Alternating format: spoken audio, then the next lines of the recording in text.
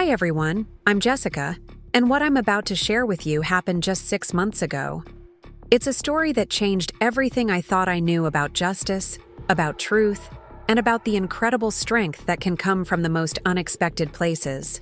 When you think your world is crashing down around you, when lies seem more convincing than reality, sometimes salvation comes from a source so pure and so small that it reminds you why we fight in the first place. Before we jump back in, tell us where you're tuning in from.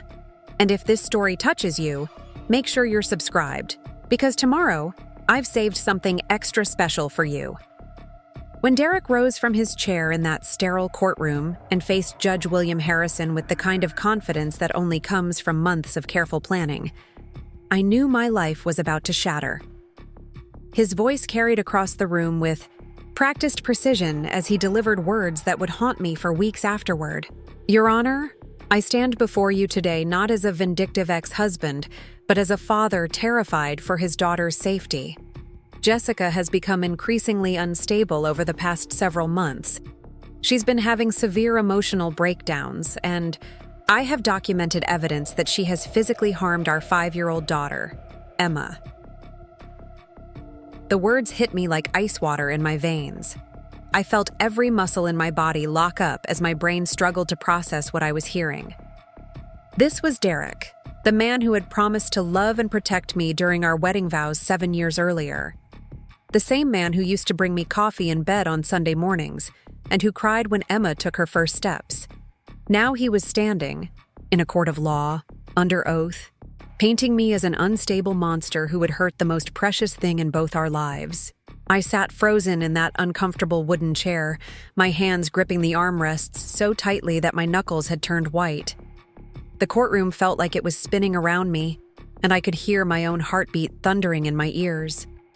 Every eye in that room was on me, waiting for my reaction, searching my face for signs of the instability Derek had just described. I wanted to leap up and scream that he was lying, that everything coming out of his mouth was a calculated fabrication designed to destroy me. But my attorney, Rebecca Martinez, had coached me well. Don't react emotionally, she had said during our preparation sessions. That's exactly what he wants. Stay calm, stay composed, and let the evidence speak.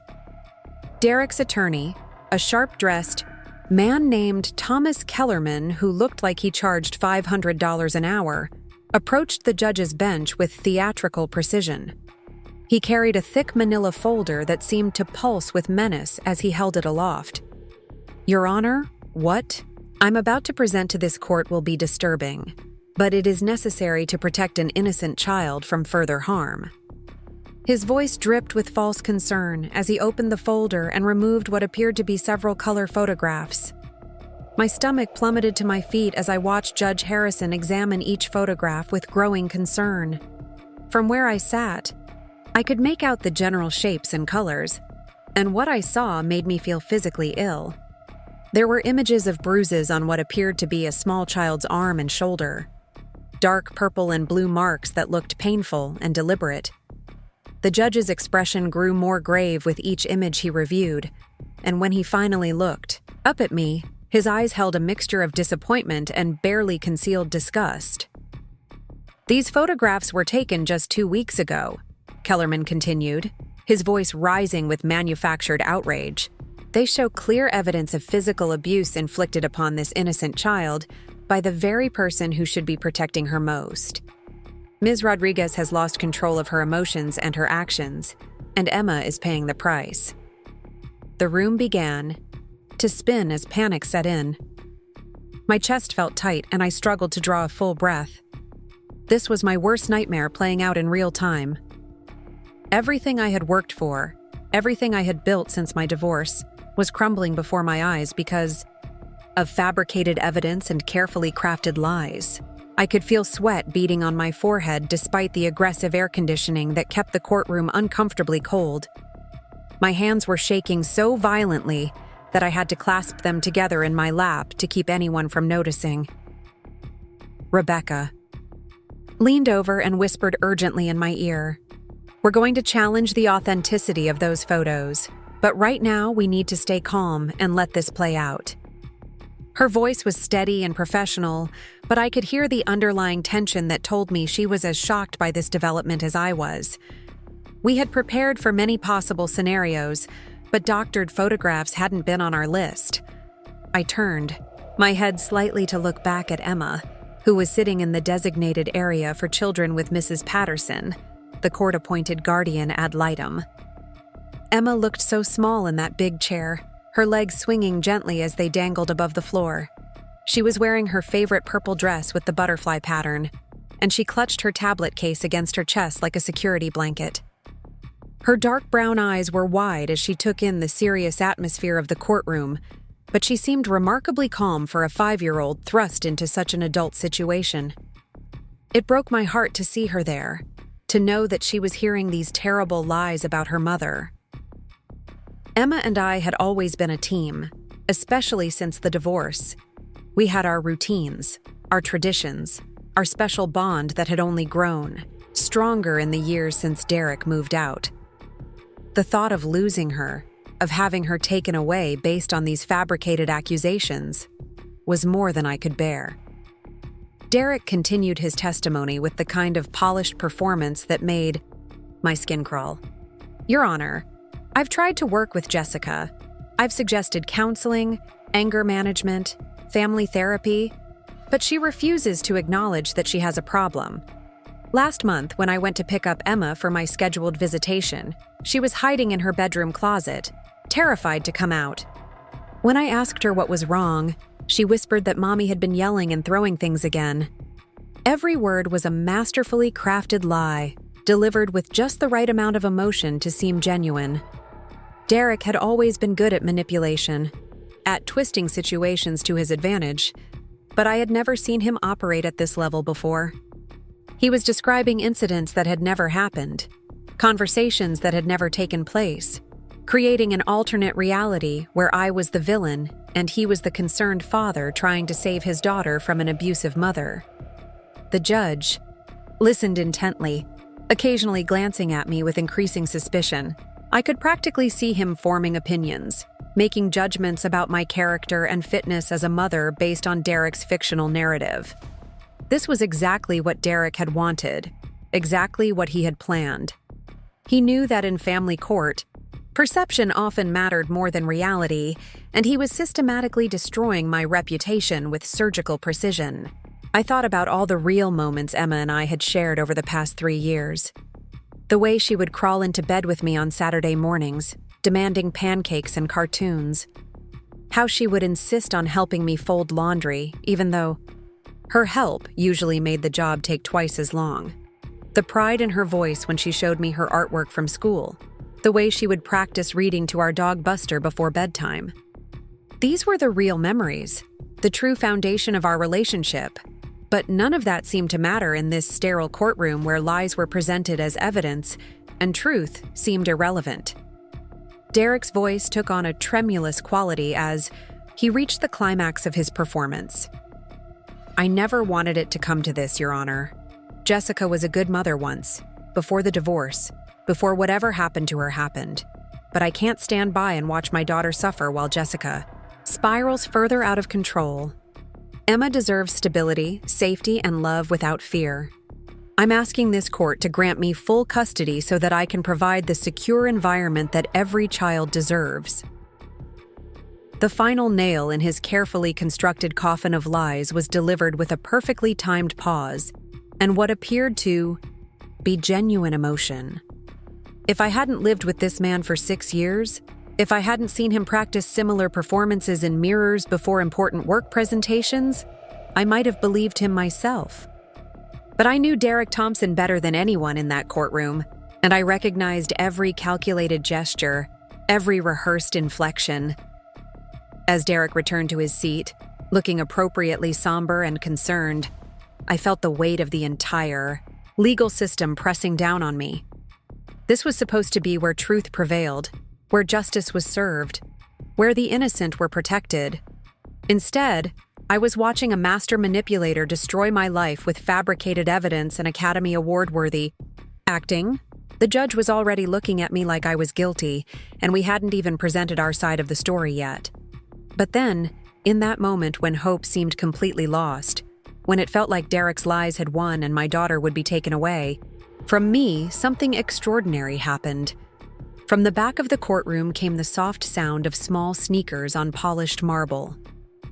Emma had stood up from her chair and was walking purposefully toward the front of the room, still clutching her purple tablet case. Every head turned to watch this tiny figure make her way down the aisle between the wooden benches. Her steps were deliberate and confident, lacking the hesitation you might expect from such a young child in such an intimidating environment. Mrs. Patterson, the guardian ad litem, started to rise from her chair, clearly intending to redirect Emma back to her seat, but something in the little girl's demeanor made her pause. Emma reached the front of the courtroom and looked up at Judge Harrison with the kind of directness that only children possess. Her voice, when she spoke, was clear and unwavering despite her small stature. "Excuse me, Mr. Judge, but I need to tell you something very important. My daddy just told you stories that aren't true, and I have proof on my tablet." The courtroom fell into the kind of silence that feels almost sacred. Derek's face, which had been composed and confident moments before, suddenly drained of all color. His attorney shifted uncomfortably in his chair. Preparing and narrating this story took us a lot of time, so if you are enjoying it, subscribe to our channel. It means a lot to us. Now back to the story. Clearly unprepared for this development, even Judge Harrison, who had probably seen everything in his years on the bench, looked genuinely surprised by Emma's bold intervention. In that moment, looking at my brave little daughter standing up for truth in the face of overwhelming adult deception, I felt something shift inside me. The panic and despair that had been crushing me began to transform into something else entirely. Pride, hope, and an overwhelming love for this incredible child who had found the courage to speak when the adults around her had failed. Emma held up her tablet case and looked directly at the judge with those big brown eyes that had always been able to see right through to the heart of things. "I made a recording the night Daddy says Mommy hurt me, but that's not what really happened. Would you like to see the truth?" The words hung in the air like a promise of redemption, like the first crack of light breaking through storm clouds. After months of preparation, weeks of anxiety, and minutes of watching my world crumble under the weight of Derek's lies, my 5-year-old daughter had just offered to save us both with nothing more than her tablet and her unwavering commitment to honesty. Judge Harrison leaned forward slightly, his expression shifting from suspicion to curiosity. "Young lady, are you saying you recorded something that relates to these proceedings?" Emma nodded solemnly. "Yes, sir. I record lots of things on my tablet because Mommy taught me how, and that night when Daddy came over and got really angry, I was scared, so I started recording. I didn't know it would be important later, but now I think maybe it was supposed to happen that way." The simple wisdom in her words, the matter-of-fact way she talked about being scared and recording the incident, hit me like a lightning bolt.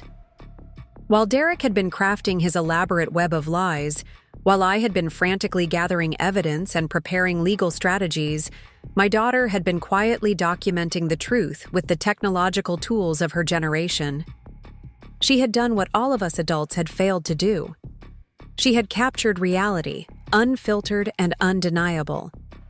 Derek's attorney was whispering urgently in his client's ear, but Derek seemed frozen, staring at Emma like she was a ghost who had materialized to haunt him. The confidence and composure he had displayed throughout his testimony had evaporated completely, replaced by something that looked very much like fear. Rebecca, my attorney, was staring at Emma with a mixture of amazement and professional calculation. I could practically see her legal mind working, evaluating the potential impact of whatever evidence Emma was offering, considering the procedural implications of allowing a 5-year-old to present testimony in this manner. But in that charged moment, none of the legal complexities mattered. What mattered was that truth was about to emerge from the most innocent and unexpected source possible. My daughter, who should have been protected from this entire ordeal, who should never have had to witness the ugly dissolution of her parents' relationship, was about to become the hero of her own story and mine. Judge Harrison gestured for Emma to approach his bench. "Let's take a look at what you have to show us, young lady. But first, I want you to understand that this is a very serious place where we only tell the truth. Do you understand the difference between truth and lies?" Emma nodded with the kind of certainty that only comes from a clear conscience. "Yes, sir. Truth is what really happened, and lies are when people say things that didn't happen to try to get what they want. Mommy always tells me that truth is the most important thing, even when it's hard." Her simple definition of truth versus lies seemed to resonate through the courtroom like a bell ringing in the silence. Here was a child who understood concepts that the adults around her had been struggling with for months. Derek had built his case on elaborate deceptions, but Emma was about to tear it down with nothing more than honesty and a purple tablet case. As Emma prepared to show her recording to the judge, I realized that this moment would define not just the outcome of our custody hearing, but the kind of person my daughter would grow up to be. She was learning that truth matters, that standing up for what's right is worth the risk, and that sometimes the smallest voices can make the biggest difference. The anticipation in that courtroom was electric as Emma carefully removed her tablet from its protective case and prepared to show the world what had really happened on the night Derek claimed I had hurt her. Everything we had been through. All. The preparation and anxiety and fear had led to this moment when a 5-year-old girl would either save or destroy our future with whatever she had recorded on her device. I held my breath and waited for truth to finally have its day in court. The bailiff approached Emma with gentle professionalism, clearly moved by her composure and determination. He knelt down to her level and extended his hands to receive the tablet she was offering. "Let me help you with that, sweetheart," he said softly, his usual courtroom sternness replaced by something warmer.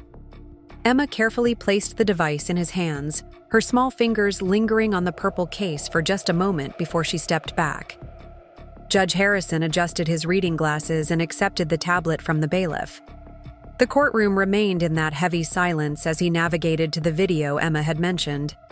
I watched his face intently, searching for any clue about what he was seeing, what he was thinking. His expression was carefully neutral, the practiced mask of someone who had spent decades hearing testimony and weighing evidence. But I could see his eyes moving across the screen, following whatever was playing out in front of him. Derek had gone completely rigid in his chair. The man who had been so confident and articulate just minutes before now looked like he was carved from stone. His hands were pressed flat against the table in front of him, and I could see a thin line of perspiration forming along his hairline despite the cool temperature of the courtroom. His attorney, Thomas Kellerman, was leaning forward slightly, trying to catch a glimpse of the tablet screen, but the angle made it impossible for him to see what evidence Emma had provided. The seconds stretched into what felt like hours as Judge Harrison watched whatever Emma had recorded. Occasionally, he would pause the video, rewind a section, or adjust the volume. His face remained impassive, but there was something in his posture that suggested intense concentration. This wasn't just casual viewing. He was studying every detail, every frame, understanding that what he was seeing would likely determine the outcome of this entire proceeding. Rebecca, my attorney, sat beside me with barely contained anticipation. She had built her career on being prepared for every contingency, but even she couldn't have predicted that a 5-year-old would provide the key evidence in our case. I could see her mind working, probably already thinking about how to frame whatever Emma had captured, how to present it in the most legally favorable light. Emma remained standing near the judge's bench, her hands clasped behind her back in a pose that looked remarkably mature for someone her age. She waited patiently, occasionally glancing back at me with a small, reassuring smile. There was no fear in her expression, no doubt about what she had done. She had made a decision to tell the truth, and she was prepared to face whatever consequences that brought.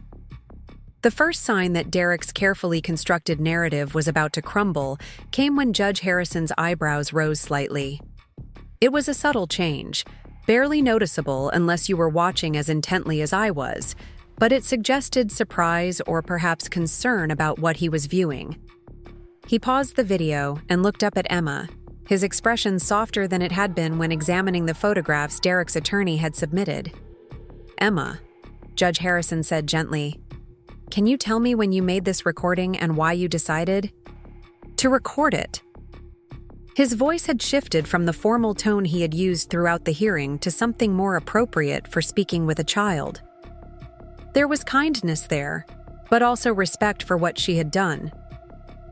Emma took a small step closer to the bench, her confidence growing as she prepared to explain her actions.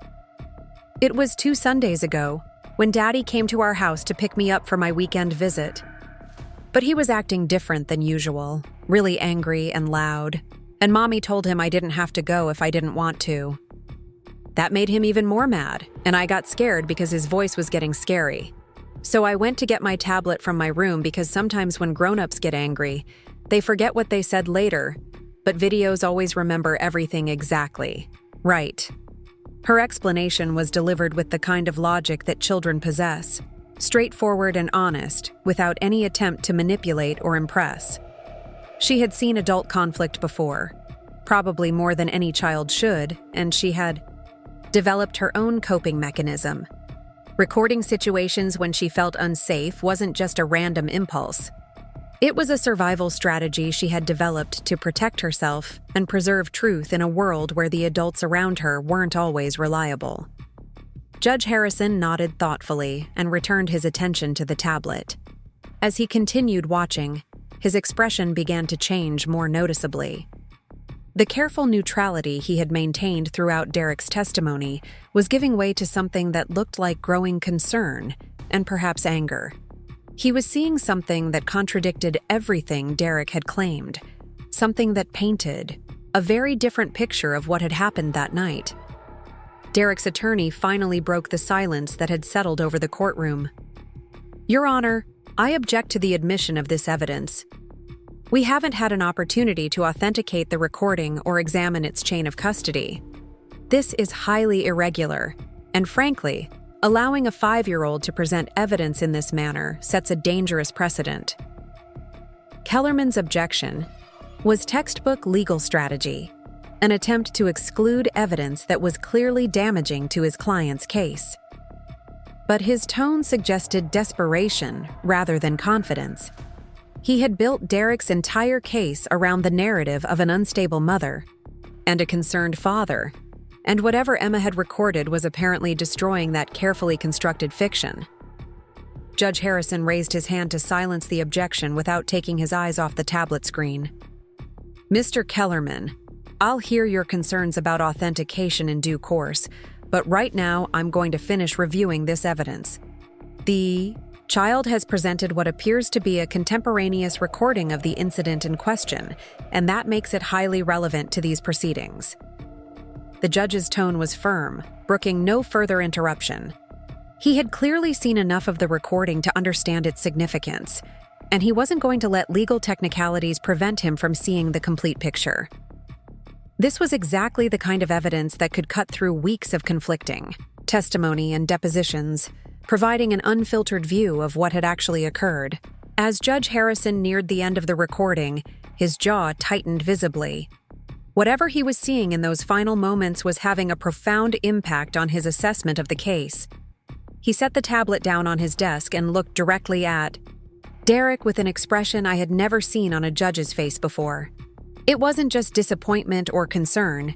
It was barely controlled anger at having his courtroom used as a stage for such elaborate deception. "Mr. Thompson," Judge Harrison said, his voice carrying a weight that made the entire courtroom seem to hold its breath. "I've just watched a recording that appears to show events that are dramatically different from what you've described in your testimony today. Before I share what I've observed with the court, I'm going to give you one opportunity to reconsider your previous statements and tell me if there's anything you'd like to clarify or correct." The offer was both merciful and threatening. Judge Harrison was essentially giving Derek a chance to come clean, to admit that his testimony had been fabricated, before he played the recording for the entire courtroom to see. It was the kind of moment that could either lead to confession and possible leniency, or compound the damage by forcing Derek to double down on his lies in the face of contradictory evidence. Derek's face had gone from pale to almost gray, and I could see his hands trembling slightly as he gripped the edge of the table.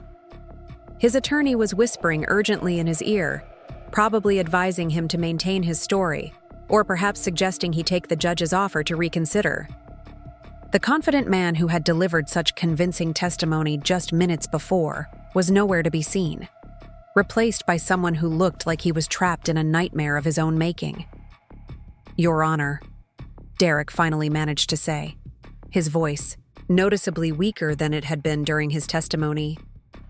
"I stand by everything I've said today. I came here to protect my daughter, and everything I've told this court is the truth as I experienced it." He was sticking to his story, either out of stubbornness, fear, or the belief that he could somehow still manipulate the situation to his advantage. Judge Harrison nodded grimly, as if Derek's response had confirmed his worst suspicions. "Very well, Mr. Thompson. In that case, I think it's appropriate for everyone in this courtroom to see what actually happened on the evening in question." He turned the tablet around so that the screen faced the courtroom and restarted the video from the beginning. The recording began with Emma's voice, slightly muffled but clearly audible, as she apparently tried to position her tablet to capture what was happening in our living room. "I'm going to record this because Daddy sounds really mad and I want to remember what really happens," she whispered to herself, demonstrating the kind of wisdom and foresight that no 5-year-old should need to possess. The video quality wasn't perfect, but it was clear enough to see Derek standing in our living room, his face flushed with anger as he pointed accusingly at me. His voice, when it came through the tablet's speakers, was harsh and aggressive, nothing like the calm, concerned father he had portrayed during his testimony. "You can't keep doing this, Jessica." Derek's recorded voice filled the courtroom. "You can't use Emma as a weapon against me every time you don't get your way. She's my daughter too, and I have rights that you keep trying to take away from me." My own voice came through the recording next, and I was relieved to hear how calm and measured I sounded despite the obvious tension of the situation. "Derek, Emma doesn't want to go with you tonight. She's told you that 3 times already. You can't force her to spend time with you when she's clearly uncomfortable." The Derek in the recording became even more agitated at my response. "She's uncomfortable because you've been poisoning her against me. You tell her stories about what a terrible father I am, and then you act surprised when she doesn't want to spend time with me. This is parental alienation, and I won't stand for it anymore." The accusation of parental alienation had been one of Derek's favorite weapons during our divorce proceedings, and hearing it again in this context made my stomach turn. He had never been able to accept that Emma's reluctance to spend time with him might be related to his own behavior rather than my influence. It was always someone else's fault, always a conspiracy against him, never a consequence of his own actions. Emma's small voice could be heard in the background of the recording, talking to our dog Buster, trying to comfort herself while the adults in her life argued about her future. "It's okay, Buster," she whispered. "Mommy won't let anything bad happen. She always keeps us safe." The innocence and trust in her voice was heartbreaking, especially knowing that she was recording this conversation as a way to protect herself and preserve the truth. Even at 5 years old, she understood that adults didn't always tell the truth about what happened, and she was taking steps to ensure that reality wouldn't be twisted or forgotten. The recording continued with Derek's anger escalating as I maintained my position that Emma shouldn't be forced to go with him when she was clearly distressed. "Fine," Derek snapped, his voice getting louder and more threatening. "If you want to play games, we'll play games. But don't think this is over, Jessica. I'm documenting everything, and when I take you back to court, everyone will see what kind of mother you really are." It was chilling to hear Derek making threats that he would later carry out in this very courtroom, The man in the recording was clearly building towards some kind of confrontation or retaliation, laying the groundwork for the false accusations he would eventually make. But what came next in the recording was what Judge Harrison had been waiting for the courtroom to see. Emma's voice became clearer as she apparently moved closer to where Derek and I were standing. "Daddy, I don't want to go to your house tonight. I want to stay home with Mommy and Buster. Can I please stay home?" Her request was polite and reasonable, the kind of thing any child should be able to say without fear of consequences. Derek's response was swift and shocking. Instead of the gentle, understanding father he had portrayed himself as during his testimony, the Derek in the recording grabbed Emma by the upper arm with enough force to make her cry out in pain. "No, you cannot stay home," he said through gritted teeth. "You're coming with me right now, and we're going to have a long talk about how you treat your father." The sound of Emma's distressed crying filled the courtroom, and I saw several people in the gallery shift uncomfortably in their seats. This wasn't the sound of a child being disciplined by a loving parent. This was the sound of a little girl being hurt by someone who was supposed to protect her. The bruises in Derek's photographs were finally explained, but not in the way he had intended. My own voice in the recording became sharp and protective as I intervened. "Derek, let go of her right now. You're hurting her, and you're scaring her. This is exactly why she doesn't want to go with you." The recording captured Derek releasing Emma's arm, but not before giving it a twist that made her cry out again. "There," he said with cruel satisfaction.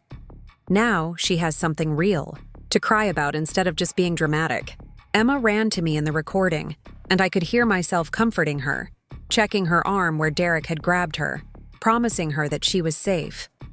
The tenderness and concern in my voice stood in stark contrast to Derek's callousness, creating a clear picture of which parent was actually looking out for Emma's well-being.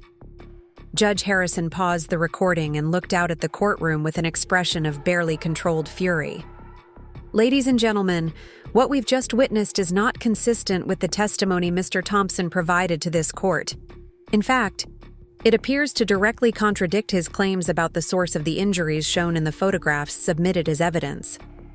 Derek had slumped in his chair, all pretense of confidence and righteousness completely abandoned. His attorney was frantically taking notes, probably trying to figure out how to minimize the damage from what everyone had just witnessed. The carefully constructed case they had built was collapsing in real time, destroyed by the honest testimony of a 5-year-old who had simply recorded what she saw. Emma, who had watched the adults in the courtroom react to her recording with growing confidence, stepped forward slightly. "Mr. Judge," she said in her clear little voice, "that's why I was scared that night, and that's why my arm hurt the next day. Daddy grabbed me really hard, and then he left when Mommy told him he had to. I didn't want anyone to forget what really happened, so I saved it on my tablet." Her simple explanation cut through all the legal complexity and adult manipulation to reveal the essential truth of the situation. Derek had hurt her, I had protected her, and she had preserved the evidence that would ensure justice was served. The photographs Derek's attorney had submitted as evidence of my abuse were actually documentation of Derek's own violent behavior toward our daughter. Judge Harrison turned his attention back to Derek, his expression stern and unforgiving. "Mr. Thompson, you've just heard and seen evidence that directly contradicts the sworn testimony you provided to this court. The recording shows that you physically grabbed your daughter with enough force to cause the injuries documented in the photographs. You submitted as evidence against Ms. Rodriguez. Do you have any explanation for this discrepancy?" The question hung in the air like a challenge.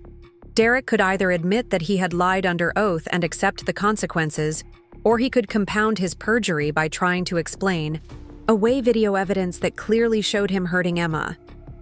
Either choice would likely result in the collapse of his custody petition, but continuing to lie would also expose him to criminal charges for perjury and potentially child abuse. Derek's attorney leaned over and whispered something in his ear, probably advising him to remain silent or to request a recess to reassess their strategy.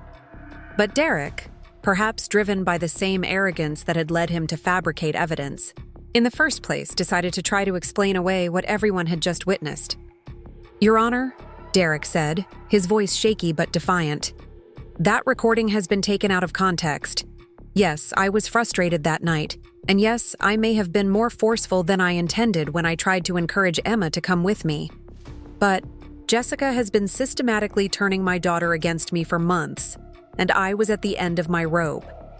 Any parent would have been frustrated in that situation." His attempt at justification only made things worse. By admitting that he had been more forceful than intended, Derek was essentially confessing to the physical abuse he had tried to pin on me, and his claim that any parent would have behaved the same way revealed a fundamental misunderstanding of appropriate parental behavior that made him look even more unfit. Judge Harrison's expression darkened further at Derek's response. "Mr. Thompson, what I observed in that recording was not frustration or encouragement. It was an adult man using physical force against a 5-year-old child who had clearly expressed that she didn't want to go with him. The fact that you're attempting to justify that behavior is deeply concerning to this court." The judge's words carried the weight of final judgment, and I could feel the entire atmosphere of the courtroom shifting in my favor. Emma's brave decision to record that night and her courage in presenting the evidence to the court had completely reversed the trajectory of the hearing. What had started as Derek's attempt to paint me as an unfit mother had become an exposé of his own abusive behavior. Emma looked up at Judge Harrison with those trusting brown eyes and asked the question that cut straight to the heart of the matter. "Mr. Judge, does this mean I don't have to go stay with Daddy anymore if I don't want to? Because he scares me sometimes, and I just want to stay safe with Mommy." Her simple question, asked with the directness that only children possess, seemed to crystallize everything the court needed to understand about the situation. This wasn't a complex legal matter requiring extensive deliberation. It was a child asking to be protected from someone who had hurt her. The video evidence, combined with Emma's own testimony about feeling unsafe, created a clear picture of what the court's decision should be. Judge Harrison looked down at Emma with something approaching fatherly concern.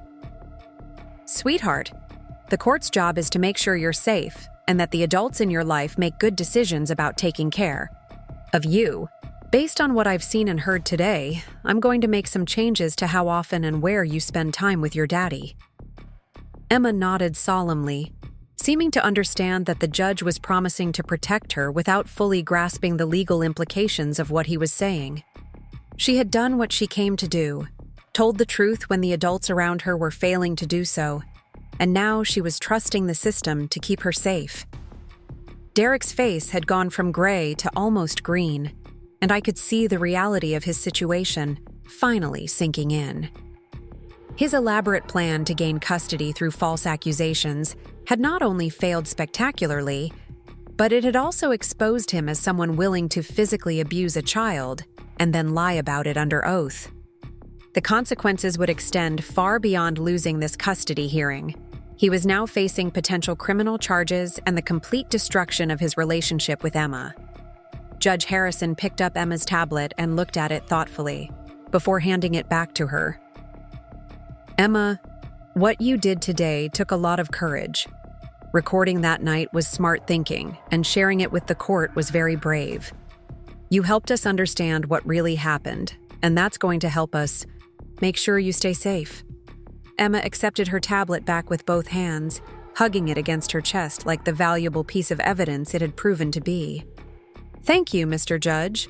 I just wanted everyone to know the truth because truth is the most important thing. That's what Mommy always tells me." Her words seemed to echo through the courtroom, a simple statement of principle that had guided her actions and ultimately saved our family. In a room full of adults who had been struggling with complex legal strategies and manipulative tactics, a 5-year-old had cut through all the noise with nothing more than honesty and a purple tablet. Case. The transformation in Judge Harrison's demeanor toward me was immediate and complete. Where there had been suspicion and concern just minutes before, there was now something approaching apologetic respect. He had seen the evidence of Derek's deception and my protection of Emma, and his entire understanding of the situation had shifted accordingly. "Ms. Rodriguez," Judge Harrison said, turning his attention to me for the first time since Emma's intervention, "I owe you an apology. The evidence presented by your ex-husband was compelling, and I was prepared to seriously consider his request for custody modification. However, your daughter's recording has revealed that the situation is quite different from what was initially presented to this court." His acknowledgement meant more to me than I could express. For months, I had felt like I was fighting an uphill battle against Derek's manipulation and the inherent bias of a system that sometimes seemed to favor dramatic accusations over steady, consistent parenting. To have a judge publicly acknowledge that I had been wronged, that Derek's evidence was fabricated, felt like a vindication of everything I had been trying to prove.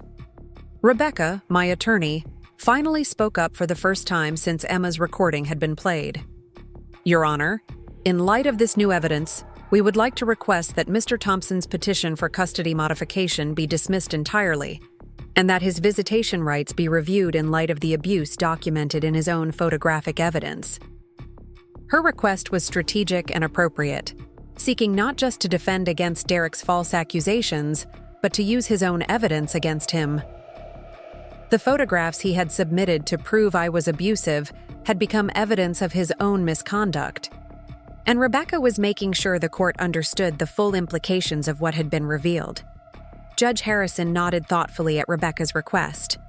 "Ms. Martinez, I think that's entirely appropriate given what we've learned today. But before I rule on the custody modification, I want to address some serious concerns about the evidence that was presented to this court." He turned back to Derek and his attorney with an expression that suggested they were about to face consequences beyond just losing the custody hearing. "Mr. Thompson, the photographs you submitted as evidence of abuse by Ms. Rodriguez appear to actually document injuries you inflicted on your daughter. Submitting false evidence to a court is perjury, a serious criminal offense. Additionally, the video evidence suggests possible child abuse charges may be warranted." The weight of potential criminal prosecution settled over Derek like a suffocating blanket. His attorney was now whispering urgently in his ear, probably advising him about his Fifth Amendment rights and the need for criminal defense counsel. What had started as Derek's attempt to gain an advantage in a custody dispute had become a potential criminal case that could result in jail time and a permanent criminal record. Emma, seemingly oblivious to the legal drama swirling around her, walked back to where I was sitting. She climbed onto my lap without ceremony, settling against me with the easy affection of a child who knows she's safe and loved. Her presence grounded me, reminding me that all of this legal complexity was ultimately about protecting the small, precious person who had just saved us both with her courage and honesty. Judge Harrison continued his assessment of the situation, his voice carrying the authority of someone who had reached a definitive conclusion. "Based on the evidence presented today, particularly the video recording provided by the child, I am dismissing Mr. Thompson's petition for custody modification. Furthermore, I am suspending his current visitation rights pending a full investigation into the allegations of child abuse documented in his own photographic evidence." The relief that washed over me was so intense it was almost overwhelming. For months, I had lived in fear that Derek's manipulation and lies might succeed, that I might lose Emma to someone who had already proven he was willing to hurt her to get what he wanted. Now, not only was Emma safe, but Derek's own actions had exposed him as the real threat to her well-being. Emma looked up from where she was cuddled against me and whispered, "Mommy, does this mean we won?" Her question was asked with the kind of innocence that reminded me she was still just a little girl, despite the incredible maturity she had shown in this situation. I hugged her tighter and whispered back, "Yes, sweetheart, we won. We won because you were brave enough to tell the truth, and truth always wins in the end." Judge Harrison stood, signaling that the hearing was coming to an end. "This court is adjourned. Ms. Rodriguez, you retain full custody of Emma. Mr. Thompson, you are..." advised to seek legal counsel regarding the potential criminal charges arising from today's proceedings. The court will be forwarding this matter to the district attorney's office for review. As people began to file out of the courtroom, Emma and I remained in our seats for a moment, letting the reality of what had just happened sink in. My 5-year-old daughter had just saved our family with nothing more than her tablet and her commitment to truth. She had shown more courage and integrity than most adults ever would, and she had done it all to protect the people she loved. Derek shuffled out of the courtroom without looking back, his attorney close beside him, probably already discussing damage control strategies. The confident, manipulative man who had walked into court that morning was gone, replaced by someone facing the consequences of his own deception and cruelty. Justice hadn't just been served. It had been delivered by the very person he had tried to use as a weapon against me. Emma tilted her head up to look at me with those wise brown eyes that had seen too much for someone her age. "Mommy," she said, softly. "I'm glad I recorded that night. I was scared to show it to the judge, but I knew it was the right thing to do." I kissed the top of her head and held her close, overwhelmed by pride and love for this incredible little person who had just changed both our lives forever. "You did the right thing, Emma. You were braver than any grown-up I know, and you saved us both." As we finally gathered our things and prepared to leave the courthouse, I realized that this day had taught Emma lessons that would serve her for the rest of her life. She had learned that truth matters, that standing up for what's right is worth the risk, and that sometimes the smallest voices can make the biggest difference. Most importantly, she had learned that she had the power to protect herself and the people she loved, even when the adults around her failed to do so. The courthouse doors opened onto a bright afternoon, and as Emma and I walked out into the sunlight, I felt like we were stepping into a new chapter of our lives. One where truth had triumphed over deception, where courage had overcome fear, and where a 5-year-old girl with a purple tablet had proven that justice can come from the most unexpected places. Walking out of that courthouse felt like emerging from a dark tunnel into brilliant daylight. Emma skipped beside me, her purple tablet case bouncing against her hip as she moved with the carefree energy of a child who had just watched justice prevail. The weight that had been pressing down on my chest for months was finally gone, replaced by a lightness I had almost forgotten was possible. The California sun felt warmer on my face than it had in ages, and even the busy street noise seemed less overwhelming than the suffocating silence of that courtroom. Rebecca walked with us to the parking lot, her professional composure finally giving way to something resembling amazement. She had been practicing family law for 15 years, she told me, but she had never seen a case turn around so dramatically because of evidence provided by such a young child. "Emma," she said, kneeling down to the little girl's level. "What you did in there was extraordinary. You helped the judge see the truth, and that takes real courage." Emma beamed at the praise, but her response showed the matter-of-fact wisdom that had guided her throughout this ordeal. "I just didn't want my daddy to keep telling lies about my mommy.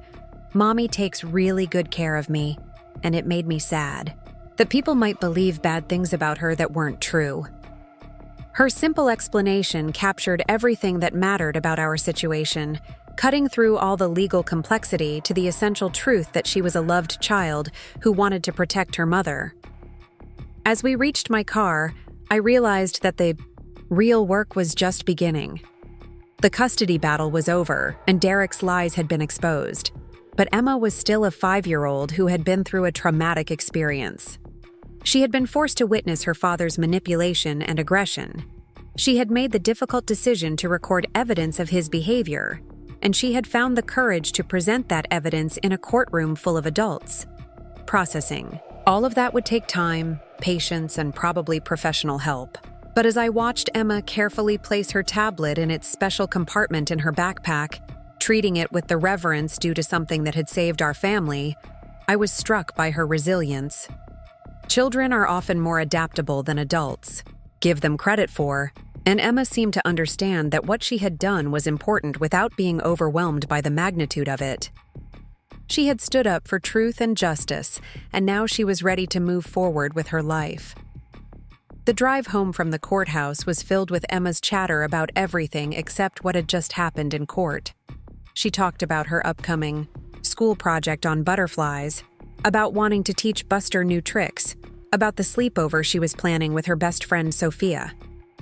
It was as if she had compartmentalized the morning's events, dealt with them appropriately, and was now returning to the normal concerns of childhood. Her ability to do that, to face crisis with courage and then return to innocence, was perhaps the most remarkable thing about her. Our duplex felt different when we walked through the front door. The same furniture was in the same places, the same photos hung on the walls, but everything seemed infused with a new sense of security. This was still our home, but now it was legally and officially our sanctuary, protected by a court order that recognized Derek's behavior for what it really was. Emma immediately ran to find Buster, who had been waiting anxiously for our return, and the sound of her laughter as she played with him filled the house with normalcy. I made us grilled cheese sandwiches for lunch, a comfort food that seemed appropriate for a day that had been both traumatic and triumphant. As we ate, Emma asked the question I had been dreading and anticipating in equal measure. "Mommy, is Daddy going to be in trouble for hurting me and telling lies?" Her tone was curious rather than worried, but I could see the concern in her eyes. Explaining the consequences of Derek's actions to a 5-year-old required finding a balance between honesty and age-appropriate information. "Yes, sweetheart," I told her. "When grown-ups hurt children or lie in court, there are consequences. Your daddy made some very bad choices, and now he has to face what happens because of those choices. But the most important thing is that you're safe now and you won't have to be around him unless you want to be." Emma nodded thoughtfully, processing this information with the same seriousness she had shown throughout the court proceedings. "I feel sad that he made bad choices," she said finally, "but I'm glad the judge believed the truth. And I'm glad I was brave enough to show him what really happened." Her ability to feel compassion for Derek while still maintaining her commitment to truth and justice showed an emotional maturity that continued to amaze me. That afternoon, I called my sister Maria to update her on what had happened. Maria had been my closest confidant throughout the entire custody battle, providing both legal insight and emotional support when I felt like the world was stacked against me. When I told her about Emma's recording and how it had completely reversed the outcome of the hearing, she was quiet for a long moment before responding. "Jessica," she said, her voice filled with a mixture of relief and admiration, "that little girl of yours just saved your entire future together. But more than that, she showed incredible wisdom and courage. You should be so proud of the person you're raising." Maria's words meant more to me than she probably realized, coming from someone who had watched me struggle through the darkest moments of this ordeal and had never wavered in her support. The next few days brought a parade of phone calls and messages from friends, family members, and colleagues who had heard about what happened in court. Emma's teacher, Mrs. Chen, called to express her amazement at Emma's bravery and to offer any support the school could provide as we moved forward.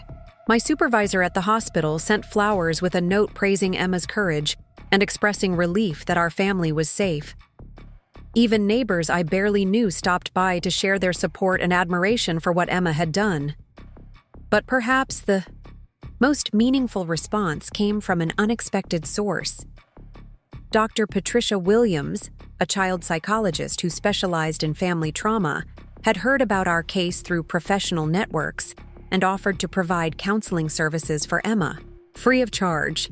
"What your daughter did shows remarkable resilience and strength," Dr. Williams explained during our phone conversation. "But children who have been through these kinds of experiences often benefit from having a safe space to process their feelings and develop healthy coping strategies." I was initially hesitant about therapy for Emma, worried that it might pathologize what I saw as her natural strength and wisdom. But Dr. Williams assured me that the goal wasn't to fix anything that was broken, but rather to support Emma's existing strengths and help her develop tools for dealing with any lingering effects of the trauma she had experienced. Children are incredibly resilient, she explained, but that doesn't mean they should have to process difficult experiences entirely, on their own. Emma's first session with Dr. Williams took place the following week in a bright, cheerful office filled with toys, art supplies, and comfortable seating areas designed to put children at ease. I was nervous about how Emma would respond to talking with a stranger about such personal matters, but I shouldn't have worried. Emma approached therapy with the same straightforward honesty that had characterized her behavior throughout the custody battle. "Dr. Williams," Emma said during their first meeting, "I want you to know that I'm not scared anymore, but sometimes I feel sad about my daddy. Is that okay?" Her question demonstrated the emotional intelligence that had guided her actions throughout our ordeal, showing that she could hold complex feelings about Derek without being overwhelmed by them. Dr. Williams later told me that Emma's ability to articulate her feelings and maintain her sense of agency in the situation was remarkable for a child her age. She understands that she did the right thing by telling the truth, but she also recognizes that the situation is sad because it means her relationship with her father has been damaged. That kind of nuanced emotional understanding is quite sophisticated. Meanwhile, the legal consequences for Derek continued to unfold. Rebecca informed me that the district attorney's office had opened an investigation into potential perjury and child abuse charges based on the evidence presented in court. Derek's attorney had reached out to discuss a possible plea agreement, suggesting that Derek was beginning to understand the serious legal jeopardy he faced as a result of his actions. The photographs that Derek had submitted as evidence of my alleged abuse were now being examined by forensic experts who confirmed what Emma's recording had already revealed. The bruises documented in those images were consistent with grip marks from an adult hand, and their location and pattern matched exactly with what the video showed Derek doing to Emma's arm. His own evidence had become the foundation for potential criminal charges against him. But beyond the legal ramifications, I was most concerned about the long-term impact on Emma's relationship with her father. Despite everything Derek had done, he was still her biological parent, and I didn't want her to grow up feeling like she had been responsible for destroying that relationship. Dr. Williams helped me understand that children are remarkably good at distinguishing between their own actions and the consequences of adult behavior when they're given appropriate support and guidance. Emma didn't cause this situation, Dr. Williams explained during one of our family sessions. She simply documented and reported what was happening to her. The consequences Derek is facing are the result of his own choices, not Emma's courage in telling the truth. It's important that Emma understands this distinction so that she doesn't carry any guilt about the outcome. Emma seemed to grasp this concept intuitively, demonstrating once again the wisdom that had guided her throughout this experience.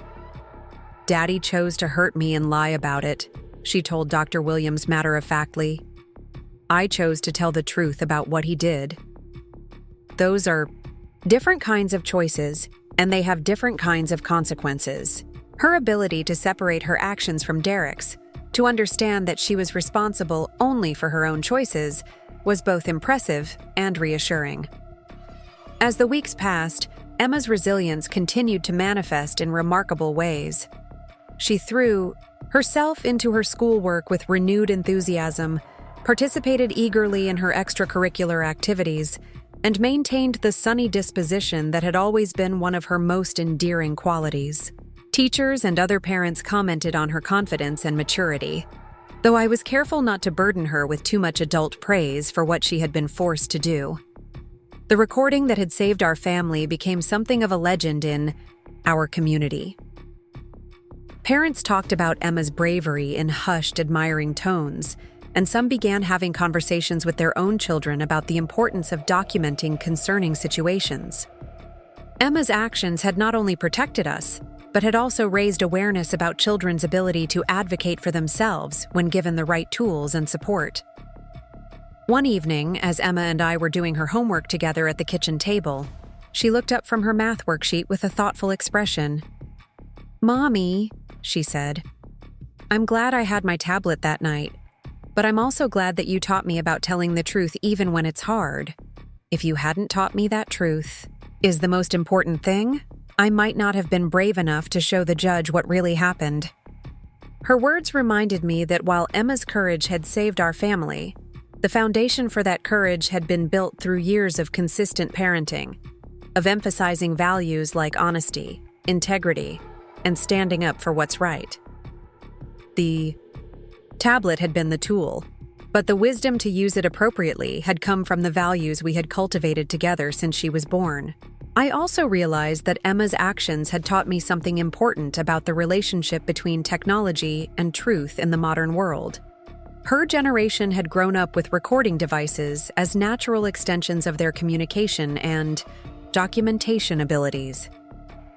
Where previous generations might have struggled to preserve evidence of abuse or manipulation, Emma's generation had tools that could capture reality with unprecedented clarity and immediacy. The implications of this were both hopeful and sobering. On one hand, children like Emma would have better tools for protecting themselves and seeking justice when adults failed them.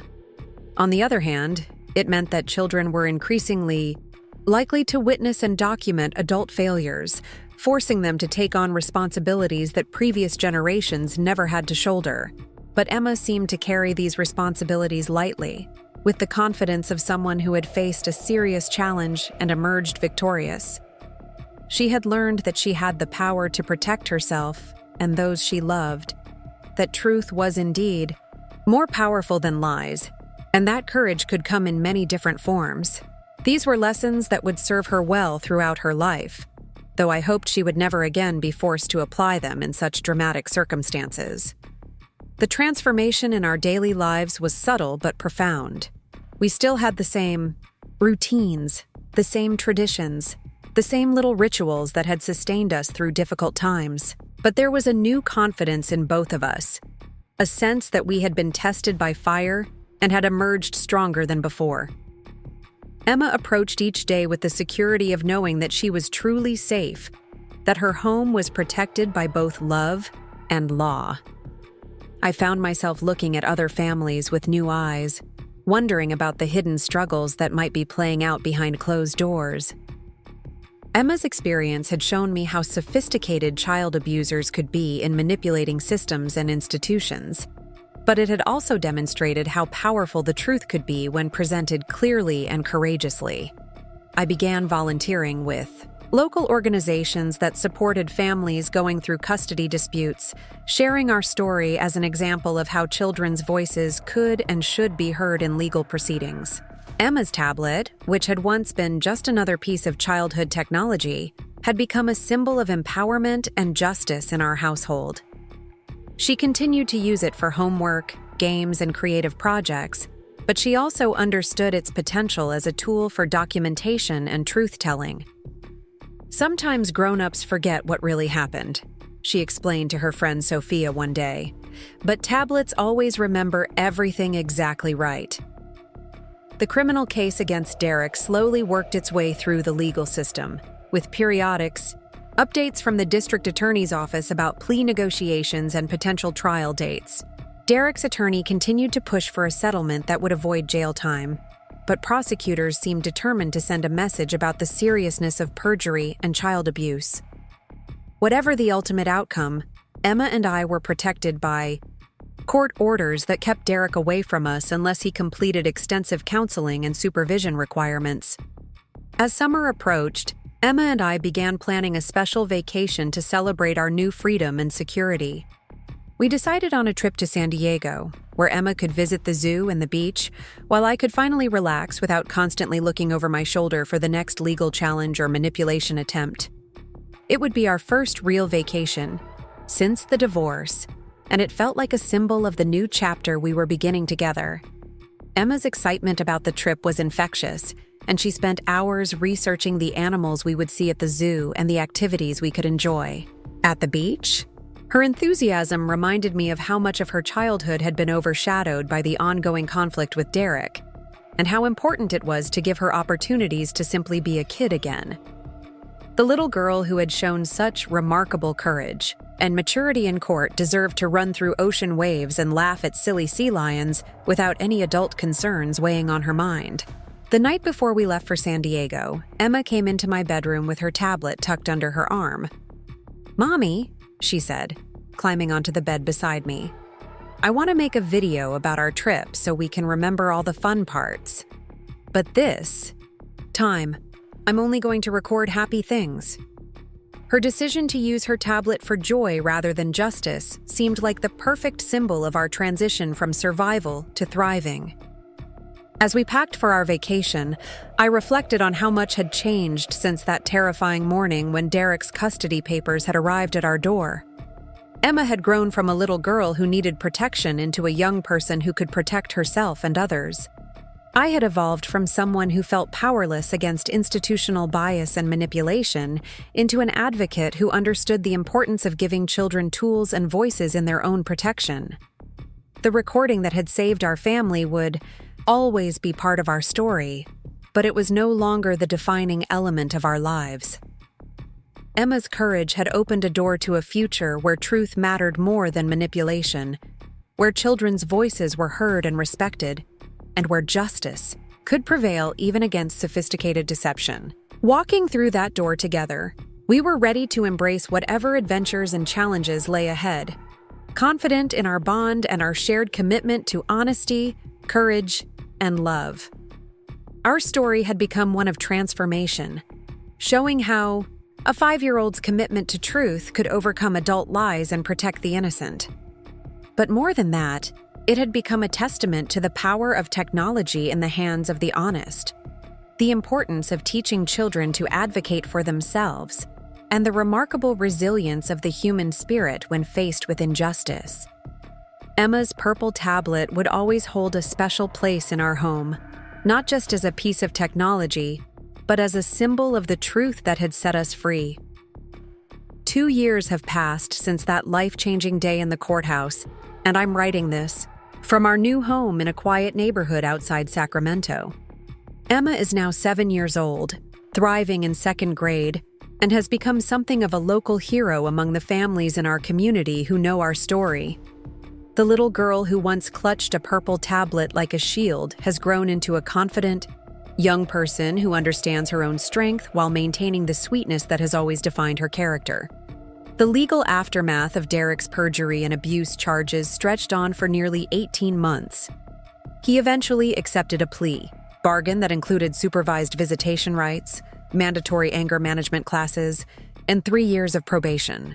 The criminal conviction meant that our custody arrangement became permanent, with no possibility of Derek challenging it unless he could demonstrate significant rehabilitation and behavioral change. Most importantly for Emma's well-being, any future contact with her father would require her explicit consent and the presence of trained supervisors. Emma's relationship with technology evolved in fascinating ways following the court case. Rather than becoming fearful of recording or documentation, she embraced the power of digital tools to preserve positive memories and creative expressions. Her tablet, once used to capture evidence of abuse, became a canvas for digital art projects, a library for educational videos, and a communication device for staying in touch with extended family members. She learned to edit videos, create presentations for school projects, and even started a small digital journal where she recorded her thoughts and experiences. The transformation wasn't just technological, but deeply personal. Emma developed what Dr. Williams called protective wisdom, an intuitive understanding of when situations felt unsafe and how to respond appropriately. She became an advocate for other children at school who were experiencing difficulties at home, often encouraging them to talk to trusted adults or offering to help them document concerning incidents. Her teachers noted that Emma had become a natural leader who helped create safe spaces for honest communication among her peers. Our financial situation improved dramatically once the custody battle ended and the legal fees stopped accumulating. I was able to reduce my overtime hours at the hospital and spend more quality time with Emma, creating the stable family environment we had both craved during the years of conflict. We adopted a second dog, a gentle golden retriever named Luna, who became Emma's constant companion and confidant. Emma often told Luna about her day, processing experiences through their one-sided conversations in ways that continued to demonstrate her emotional intelligence. The story of Emma's courage began reaching beyond our immediate community when a local journalist heard about the case and asked to interview us for a feature article about children's rights in family court proceedings. Initially, I was hesitant to share our private struggles with a wider audience, but Emma surprised me by expressing enthusiasm for the opportunity to help other families who might be facing similar challenges. "Mommy," she said when I explained the interview request, "maybe if other kids hear about what happened to us, they'll know they can be brave too. And maybe other mommies and daddies will learn that kids are smart enough to help solve grown-up problems when we need to." Her mature perspective on using our experience to benefit others convinced me that sharing our story could serve a greater purpose than just our own healing. The newspaper article generated an overwhelming response from readers across the country.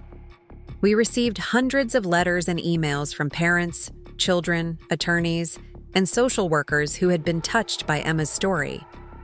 Many shared their own experiences with custody disputes, domestic violence, and the challenges of being believed when reporting abuse.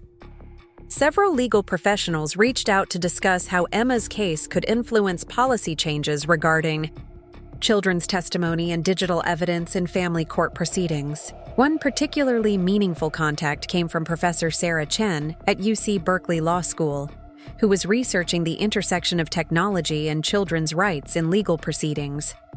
Professor Chen invited Emma and me to speak at a symposium on family law reform, where Emma would have the opportunity to address attorneys, judges, and child advocates about her experience and its implications for improving the legal system's response to children in crisis. Emma approached the speaking engagement with the same thoughtful preparation she brought to everything important in her life. She created a simple presentation using her tablet, including photos of herself then and now, along with carefully chosen words about the importance of listening to children and believing their accounts of their own experiences. Her presentation concluded with a powerful statement that brought many audience members to tears. "Kids see everything that happens in their families, even when grown-ups think we don't understand. We know when someone is being mean or scary, and we know when someone is being kind and safe. Adults should trust us to tell the truth about our own lives." The response to Emma's presentation was immediate and profound. Several judges in attendance committed to implementing new protocols for hearing children's testimony in their courtrooms. Legal aid organizations began developing programs to help children document evidence of abuse using age-appropriate technology tools. Most significantly, the state legislature introduced a bill that would establish clearer guidelines for accepting digital evidence provided by minors in family court proceedings. Emma's influence extended beyond the legal realm into education and child advocacy. She was invited to speak at elementary schools about digital citizenship, helping other children understand both the power and responsibility that comes with access to recording technology. Her presentations always emphasized the importance of using technology to promote truth and safety, rather than to hurt or embarrass others. These speaking opportunities helped Emma develop remarkable public communication skills while reinforcing the values that had guided her through our family crisis. She learned to adjust her message for different audiences, speaking simply and directly to young children, while using more sophisticated language when addressing adult professionals. Her ability to connect with people across age groups and backgrounds demonstrated the universal appeal of her core message about truth, courage, and the importance of protecting vulnerable family members. The financial settlement from Derek's insurance company, combined with speaking fees from Emma's advocacy work, allowed us to establish a college fund that would ensure Emma's educational future regardless of any other circumstances. More importantly, the money provided us with the security to make choices based on what was best for our family, rather than what was financially necessary. I was able to transition to part-time nursing work, giving me more time to support Emma's growing advocacy activities while maintaining my professional identity and contributing to our community's healthcare needs. Our new home became a gathering place for other families who had experienced custody disputes, domestic violence, or other forms of family trauma. Emma naturally gravitated toward the children in these families, offering them the same kind of wise, age-appropriate support that had sustained her through our own difficulties. She became particularly close to a little boy named Marcus, whose mother was fighting for custody against an abusive ex-husband, helping him understand that he wasn't responsible for his parents' problems and encouraging him to share his feelings with trusted adults. Emma's relationship with technology continued to evolve as she grew older and gained access to more sophisticated tools. She learned video editing software that allowed her to create compelling presentations for her advocacy work. She developed basic coding skills that helped her understand how digital devices capture and store information. Most importantly, she maintained a healthy respect for the power of technology while using it consistently in service of positive goals. The purple tablet that had saved our family held a place of honor in Emma's bedroom, though she eventually upgraded to newer devices. As her skills and interests expanded, she often showed the original tablet to visitors, explaining its significance in our family's history and encouraging other children to understand the potential power of their own technological tools. The tablet became a teaching aid in her presentations, a tangible symbol of how children could use everyday technology to protect themselves and seek justice. Derek's attempts at rehabilitation were inconsistent and ultimately unsuccessful. He attended the required anger management classes but showed little genuine insight into the harm his behavior had caused. His supervised visits with Emma became increasingly infrequent as he struggled to connect with a daughter who had grown and changed significantly since their relationship was severed. Emma approached these visits with cautious maturity, willing to give her father opportunities to demonstrate change while maintaining clear boundaries about what behavior she would and wouldn't accept. Eventually, Derek stopped requesting visits altogether, apparently unable to handle the structured environment and Emma's newfound confidence in advocating for herself. While this outcome was sad in some ways, it confirmed that Emma's safety and well-being had been protected by the court's decision to require supervision and her consent for any contact. She processed the loss of the father-daughter relationship with Dr. Williams' continued support, understanding that Derek's choices had made their relationship impossible rather than her actions or testimony being responsible for the separation. Emma's academic performance continued to excel as she found stability and security in our new living situation. Her teachers consistently praised her leadership abilities, her empathy toward classmates facing difficulties, and her creative problem-solving skills. She developed particular strengths in writing and digital media, often incorporating technology into school projects in ways that impressed both educators and parents. Her second-grade teacher, Mrs. Rodriguez, noted that Emma had an unusual ability to help other children resolve conflicts through honest communication and creative solutions. The community recognition of Emma's courage led to several awards and honors that she accepted with characteristic grace and humility. The local police department presented her with a Citizens Appreciation Award for her role in exposing domestic violence. The County Bar Association gave her a youth advocacy recognition for her contributions to improving the legal system's treatment of children. Most meaningful to Emma was a letter from the governor commending her bravery and expressing hope that her example would inspire other children to speak truth in difficult circumstances. Emma's influence on policy and practice extended far beyond our local community. The legislation inspired by her case was eventually passed and became a model for similar laws in other states. Legal training programs began incorporating her story as a case study in recognizing and responding to children's competence as witnesses and advocates. Family court judges across the country implemented new procedures for hearing children's testimony that were directly influenced by the precedent set in our case. The financial security and community recognition that resulted from our experience allowed Emma and me to establish the Emma Rodriguez Foundation for Children's Truth and Safety. The foundation provides grants to legal aid organizations that help children document evidence of abuse, supports research into child-friendly legal procedures, and offers educational programs that teach children about their rights and the appropriate use of technology for self-protection. Emma serves as the Foundation's youth spokesperson, continuing to share her story and its lessons with audiences around the country. Our work with the Foundation brought us into contact with other remarkable children who had found the courage to expose adult deception and abuse. Emma developed a network of young advocates who supported each other through the challenges of being child witnesses and public speakers. These relationships helped her understand that her experience, while unique in its specific details, was part of a larger pattern of children finding strength and voice in impossible situations. Emma's 8th birthday party was a celebration not just of her growing up, but of the journey our family had taken together. Friends from school joined family members and some of the professional allies who had supported us through our legal battle.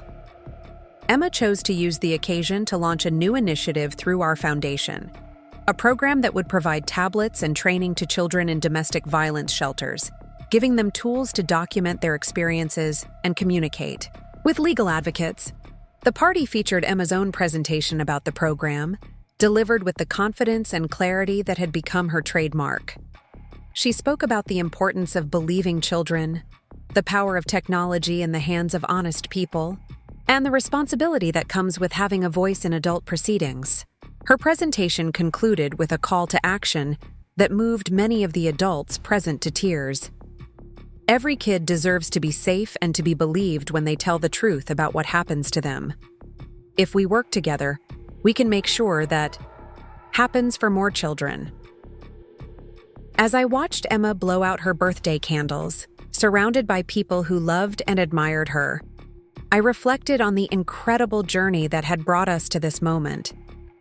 The terrified mother who had sat in that courthouse 2 years earlier, watching her ex-husband lie under oath, seemed like a different person from the confident advocate I had become.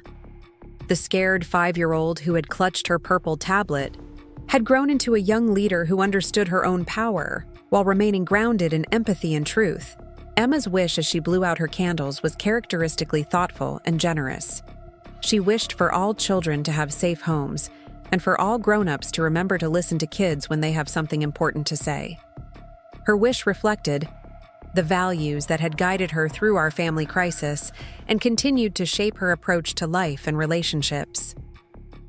The months following Emma's birthday brought new opportunities and challenges as her advocacy work continued to expand. She was invited to testify before a congressional subcommittee about children's rights in family court proceedings, an honor that she accepted with the same thoughtful preparation she brought to all her public speaking. Her testimony helped inform federal legislation that would establish minimum standards for children's participation in custody disputes, ensuring that Emma's influence would extend to families across the entire country. Emma's academic interests began focusing on law, technology, and social justice as she entered 3rd grade. She participated in a pilot program that allowed elementary students to take introductory courses in legal studies and digital citizenship. Her teachers noted that Emma had an intuitive understanding of how technology could be used to promote fairness and transparency, skills that seemed likely to serve her well in whatever career path she eventually chose. Our relationship deepened and evolved as Emma grew older and gained more sophisticated understanding of what we had experienced together.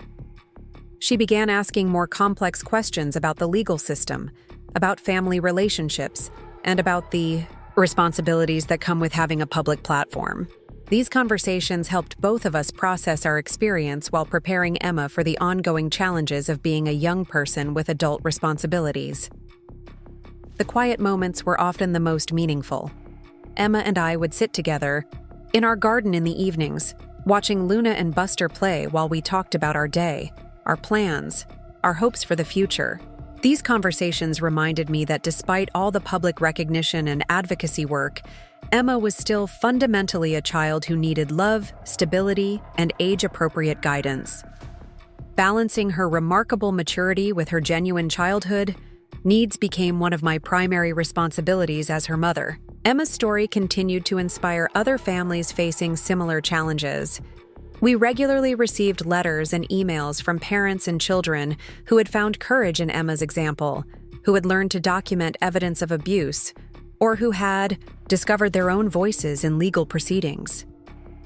Each of these contacts reminded us that our experience had meaning beyond our own family, that Emma's courage had created ripples of positive change that extended far beyond what we could have imagined. As I write this conclusion to our story, Emma is in her room working on a school project about heroes in everyday life. She has chosen to write about the judge who listened to her testimony, the attorney who believed in our case, and the community, members who supported our family through difficult times. Her project reflects the gratitude and perspective that have characterized her approach to our experience, focusing on the people who helped, rather than dwelling on those who hurt us. Emma's purple tablet sits on the shelf in our home office, a reminder of the day that changed everything for our family. Sometimes visitors ask to see it, curious about the device that captured the evidence that saved us. Emma always shows it proudly, explaining its significance while emphasizing that the real power wasn't in the technology itself, but in the decision to use it in service of truth and justice. Our story doesn't have a fairy tale ending because real life is more complicated than fairy tales. Derek is still Emma's biological father, and that relationship may evolve as she grows older and gains more agency in deciding how much contact she wants with him. The legal and emotional consequences of our experience will continue to influence our family for years to come. Emma will always carry the knowledge that she was forced to protect herself and her mother when the adults in her life failed to do so. But our story does have a hopeful ending because it demonstrates the power of truth, courage, and love to overcome deception and abuse.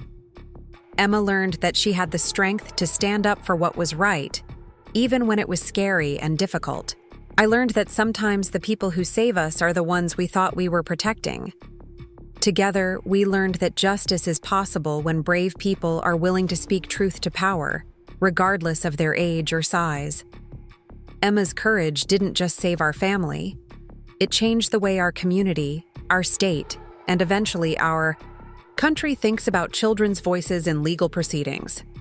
Her story became part of a larger movement toward recognizing children's competence and protecting their rights to safety and truth. The little girl with the purple tablet became a symbol of hope for families everywhere who are fighting against abuse, manipulation, and institutional bias. As Emma grows up, she carries with her the knowledge that she made a difference not just in her own life, but in the lives of countless other children and families.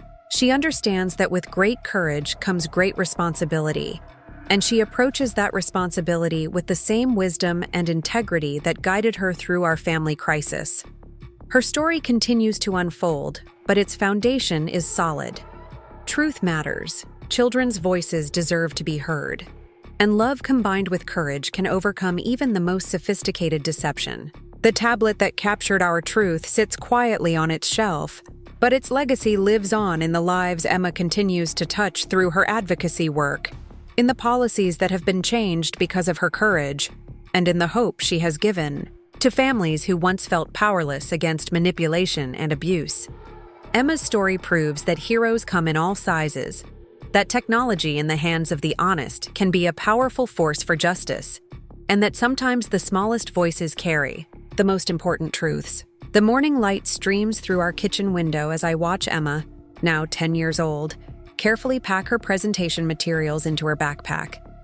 Today marks 3 years since that pivotal courtroom moment, and she's preparing to address the National Conference on Children's Legal Rights in Washington, D.C.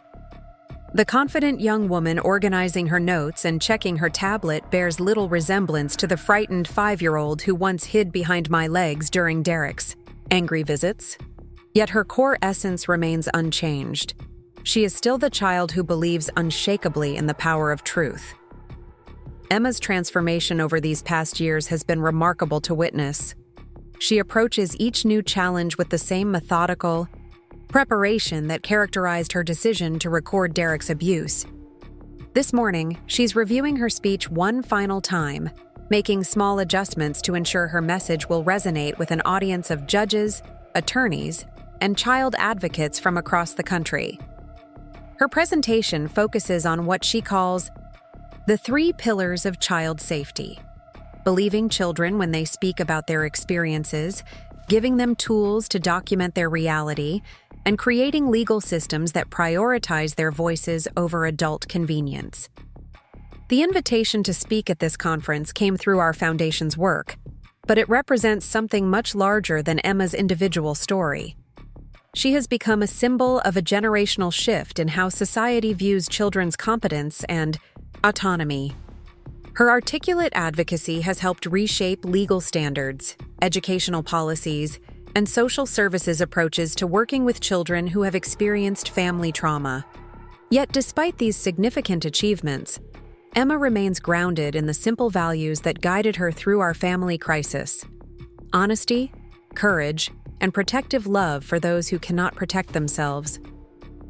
Our breakfast conversation this morning centers on Emma's nervousness about addressing such a prestigious audience.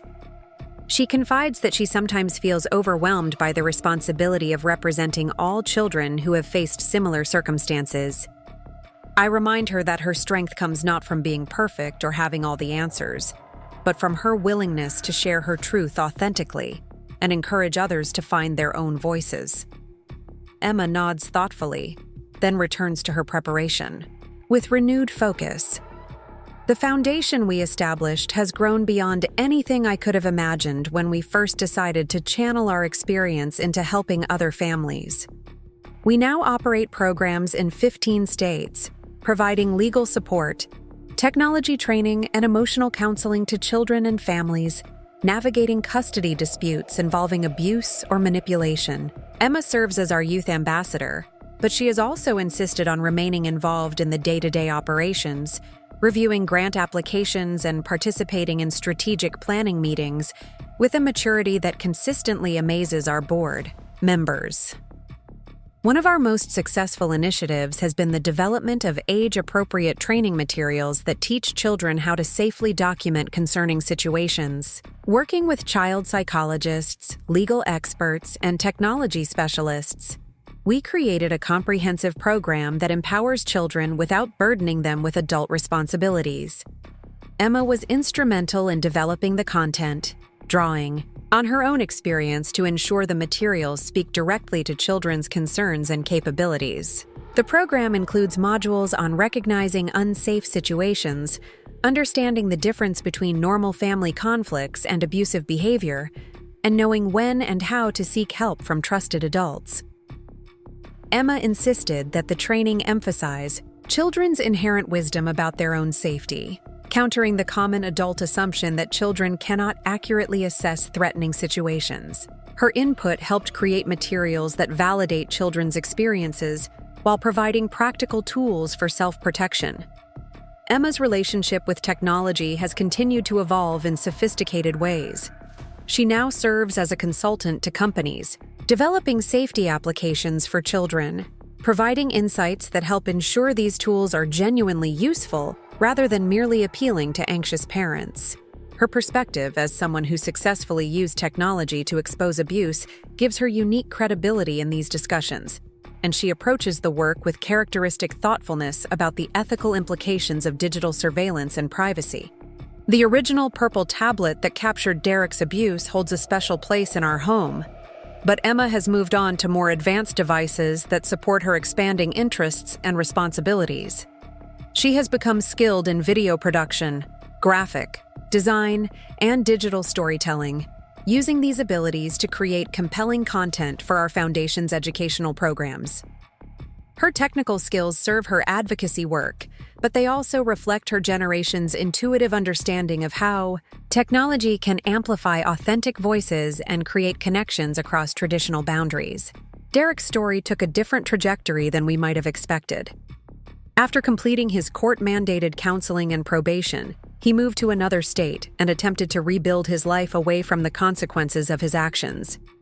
He has made no further attempts to contact Emma, apparently recognizing that his behavior destroyed any possibility of a healthy father-daughter relationship. Emma processes this reality with the same emotional intelligence she has always displayed, expressing sadness about what might have been while maintaining clarity about what actually occurred. The absence of Derek's continued manipulation has allowed Emma to develop her own relationship with the concept of forgiveness. She has come to understand that forgiveness doesn't require forgetting or excusing harmful behavior, but rather involves releasing the anger and resentment that can poison a person's own growth. Emma's approach to forgiveness is practical rather than sentimental. She has forgiven Derek not because he deserves it, but because carrying anger would diminish her own capacity for joy and effectiveness. Emma's academic performance has remained exceptional throughout these years, but her interests have evolved to reflect her passion for social justice and systematic change. She excels in writing, public speaking, and research, skills that serve both her advocacy work and her educational goals. Her teachers consistently note her ability to see complex issues from multiple perspectives while maintaining strong ethical principles. Several have suggested that Emma would make an excellent attorney, judge, or policymaker, predictions that Emma considers with characteristic seriousness. The community response to Emma's ongoing advocacy work has been overwhelmingly positive, though she has also learned to navigate the occasional criticism that comes with taking public positions on controversial issues. Some adults question whether children should be involved in legal reform advocacy, arguing that Emma's experiences have forced her to grow up too quickly. Emma addresses these concerns with remarkable maturity, explaining that children who have experienced trauma don't have the luxury of remaining innocent about adult failures, and that their insights can help prevent other children from facing similar situations. Emma's speaking engagements have taken us across the country, and she has developed a network of young advocates who support each other through the challenges of being children with adult responsibilities. These relationships have been crucial for Emma's emotional well-being, providing her with peers who understand the unique pressures of being a child witness and public figure. The friendships she has formed through this work have enriched her life immeasurably while helping her maintain perspective on her own experiences.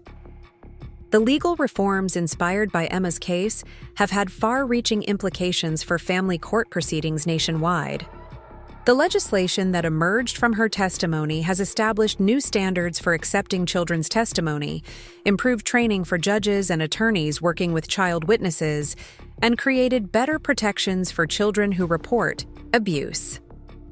Emma takes pride in these achievements while understanding that institutional change is slow and requires sustained effort from many people working together. Emma's influence extends beyond legal reform into education and child development.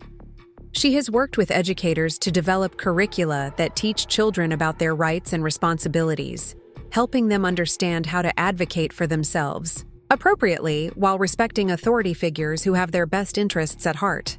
Her approach emphasizes empowerment without encouraging unnecessary conflict, teaching children to distinguish between normal adult authority and abusive control. The financial success of our foundation has provided Emma with opportunities that would have been impossible during our struggles with Derek's custody challenges. She has traveled internationally to speak at conferences on children's rights, visited innovative programs in other countries, and developed a global perspective on child advocacy that informs her work in the United States. These experiences have broadened her understanding of how different cultures approach children's autonomy and protection, enriching her own advocacy with international perspectives. Emma's relationship with media attention has evolved as she has grown older and gained more control over how her story is shared.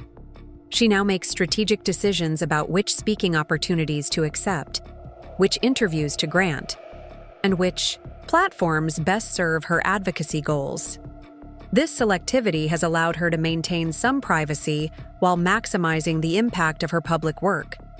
She has learned to protect her energy and emotional resources while still serving as an effective spokesperson for children's rights. The therapeutic work that Emma began immediately after our court victory has continued throughout these years, though it has evolved to address her changing needs and circumstances. Dr. Williams has helped Emma process not just the original trauma of Derek's abuse, but also the ongoing challenges of being a young person with significant public responsibilities. Emma's therapy sessions now focus on maintaining healthy boundaries, managing the stress of advocacy work, and developing age-appropriate relationships with peers who haven't shared her experiences. Emma's creative outlets have flourished alongside her advocacy work. She writes poetry and short stories that explore themes of justice, family, and resilience. Her artistic expressions provide her with ways to process complex emotions that don't fit neatly into her public presentations or legal testimony.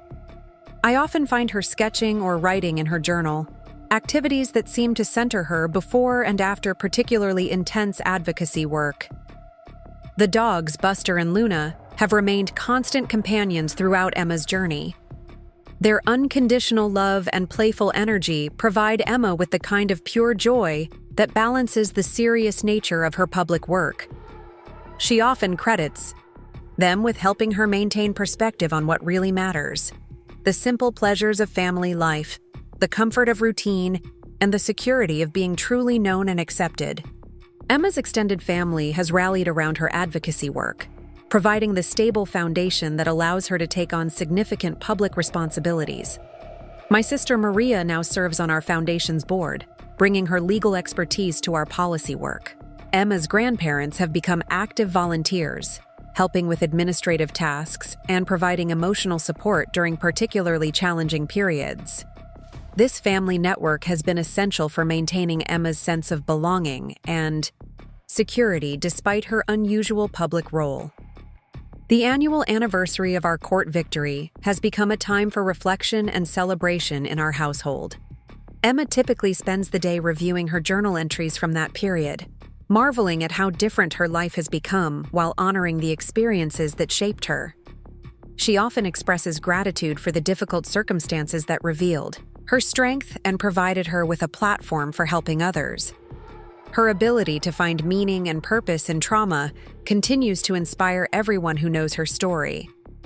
Emma's future plans remain somewhat fluid, as she balances her advocacy commitments with normal childhood development and academic progression. She has expressed interest in pursuing law school eventually, but she also recognizes that her path may evolve as she grows older and gains new experiences. For now, she focuses on doing her current work well while remaining open to the possibilities that may emerge as she matures. The purple tablet that started everything now serves as a teaching tool in Emma's presentations, a tangible reminder of how ordinary objects can become instruments of justice when used by people committed to truth.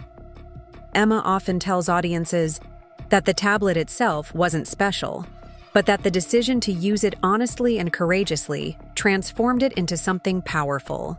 Her message emphasizes that every child has access to tools and opportunities for self-protection if they are taught to recognize and use them appropriately. Emma's story has become part of the curriculum in social work programs, law schools, and education departments across the country. Her case is studied as an example of how to appropriately involve children in legal proceedings, how to recognize and respond to sophisticated manipulation, and how individual courage can catalyze systemic change. Emma finds it both humbling and empowering to know that her experience continues to educate professionals who work with vulnerable children. The research conducted by our foundation has contributed to a growing body of knowledge about children's competence as witnesses and advocates. Emma has participated in several academic studies, providing insights that help researchers understand how children process trauma, develop resilience, and maintain their commitment to truth despite adult pressure to conform or remain silent. Her contributions to this research have helped validate the experiences of other children who have faced similar circumstances. Emma's public speaking has evolved from simply sharing her personal story to offering sophisticated analysis of child welfare policies and legal procedures. She now addresses audiences of judges, attorneys, and policymakers with the same confidence she once brought to her elementary school presentations. Her ability to translate complex legal concepts into accessible language has made her an effective advocate for reforms that might otherwise remain trapped in academic or professional discussions. The mentorship opportunities that have emerged from Emma's advocacy work have provided her with guidance from remarkable adults who share her commitment to justice and child welfare. Former judges, distinguished attorneys, and prominent child advocates have taken personal interest in Emma's development, providing her with insights and support that extend far beyond what any single family could offer.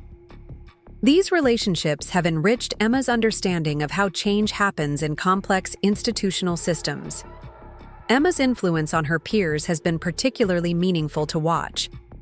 Children who attend her presentations often approach her afterward with their own stories of family difficulties or unsafe situations. Emma has developed remarkable skills for listening to these children, validating their experiences, and connecting them with appropriate resources. Her ability to serve as a bridge between children who need help and adults who can provide it has prevented numerous situations from escalating into serious crises. The international recognition of Emma's work has brought opportunities to collaborate with child advocates from other countries, expanding her understanding of how different legal and cultural systems approach children's rights. These collaborations have enriched our foundation's work while providing Emma with a global perspective on child advocacy that informs her domestic efforts. She has learned that while the specific details of children's experiences vary across cultures, the fundamental need for safety, dignity, and voice remains universal. Emma's academic interests have crystallized around the intersection of law, technology, and social justice, reflecting her lived experience of how these fields can work together to protect vulnerable populations. She excels in research projects that explore how digital tools can enhance rather than compromise children's safety, and she has begun developing what she calls ethical technology frameworks for child protection applications.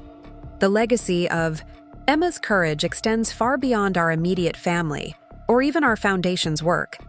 She has become a symbol of children's resilience and competence, inspiring legislative changes, professional practice reforms, and cultural shifts in how society views children's capabilities. Yet despite these significant achievements, Emma remains fundamentally the same person who made that brave decision to record Derek's abuse. Someone who believes deeply in the power of truth and the responsibility to protect those who cannot protect themselves. As Emma prepares to leave for the conference this morning, she pauses to look at a framed photo on our kitchen counter. It shows her at age 5, clutching her purple tablet and standing beside me outside the courthouse after our victory. Her expression in the photo is serious but determined, reflecting the weight of what she had just accomplished.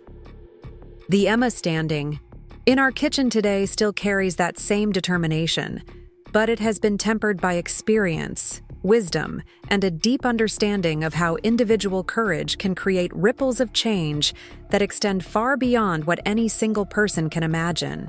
Emma's story continues to unfold, but its foundation remains solid. Truth matters, children deserve to be heard and protected, and courage can emerge from the most unexpected places. The little girl with the purple tablet has grown into a young woman who understands her power and responsibility, who uses her voice to amplify the voices of others, and who proves every day that age is no barrier to making a meaningful difference in the world. The tablet that captured our truth sits quietly in its place of honor, but its legacy lives on in the countless children who have found their own voices because of Emma's example, in the policies that have been changed because of her courage, and in the hope she has given to families who once felt powerless against manipulation and abuse. Emma's story demonstrates that heroes come in all sizes, that technology in the hands of the honest can be a powerful force for justice, and that sometimes the smallest voices carry the most important truths. Up next, you've got 2 more standout stories right on your screen. If this one hit the mark, you won't want to pass these up. Just click and check them out.